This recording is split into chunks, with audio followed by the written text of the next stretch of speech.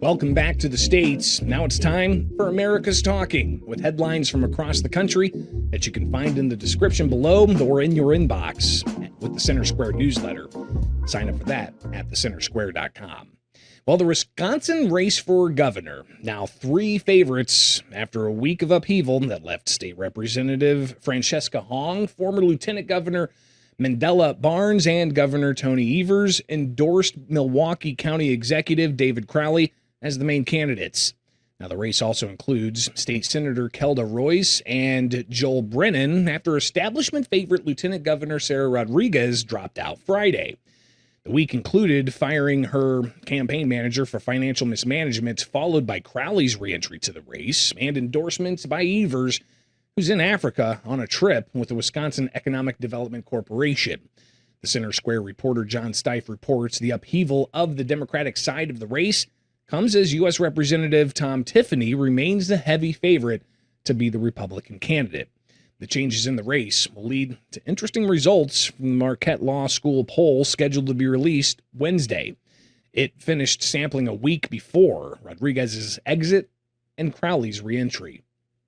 New York City Mayor Zohran Mamdani is threatening to have Israeli Prime Minister Benjamin Netanyahu arrested when he visits the city for the next UN General Assembly meeting, drawing a sharp rebuke from the Trump administration.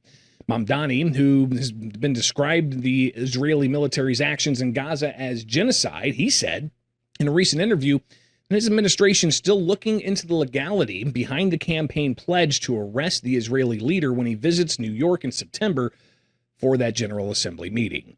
The Center Square contributor Chris Wade reports Netanyahu and other world leaders will travel to New York in 2 months for that General Assembly meeting, and the Israeli leader is expected to address the annual gathering. The International Criminal Court, a permanent international tribunal based in The Hague, Netherlands, issued a warrant for Netanyahu's arrest in 2024 for alleged war crimes against humanity over his government's military actions in the Gaza Strip and other Palestinian territories in response to that October 7th, 2023 terrorist attack that killed more than 1,200 Israelis. Southern California Edison, which has been sued for allegedly starting the devastating Eaton Fire, has ordered more than $750 million as compensation for victims.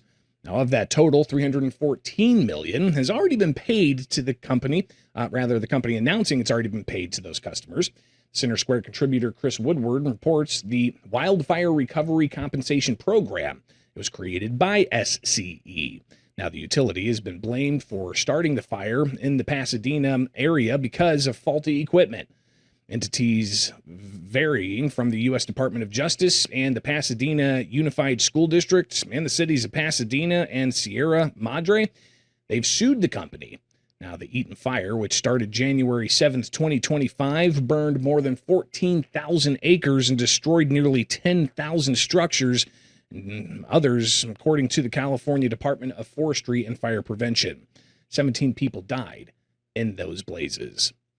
And Florida Governor Ron DeSantis said he's ready to see visas for the students from China get pulled in response to President Donald Trump's speech last week. The Center Square contributor Marilee Gasser reports that during his address, Trump said China illegally acquired millions of Americans' voters' files. The Trump administration released previously classified U.S. intelligence community assessments and other reports, the president said, demonstrated this fact. American universities enrolled 277,000 students from China. According to the Migration Policy Institute, that's a drop from enrollments years before.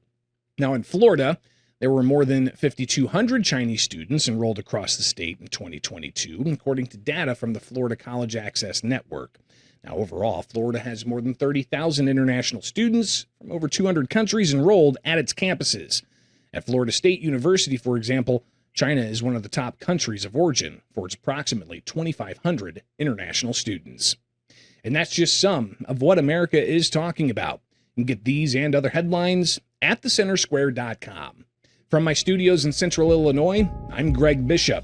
Join us back here Tuesday for more stories impacting you, the taxpayer, from all across the country, only with the states, powered by the Center Square.